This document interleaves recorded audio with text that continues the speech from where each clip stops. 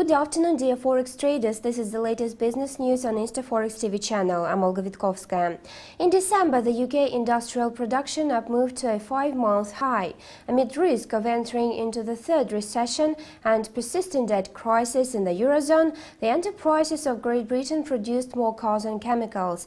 As compared to November reading, the December indicator grew by 1.1%, although most experts expected an advance to 0.7%.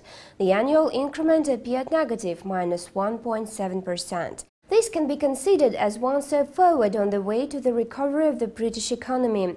At the same time, the Bank of England continues to fight the inflationary risks and does not pay due attention to the economic stimulation. Consequently, the interest rate remained at its historic minimum of 0.5%, and the asset buying program was unchanged at £375 billion. The OECD adheres to optimistic opinion as to the actions needed for recovery of the British economy. According to OECD forecast, the annual GDP in 2013 will equal 0.9%, but under the conditions of keeping the current monetary policy. Thus, the Bank of England has to extend the quantitative easing program for 1 more year. These were the most important economic news on the latest hours on InstaForex TV. Have a nice day. Goodbye.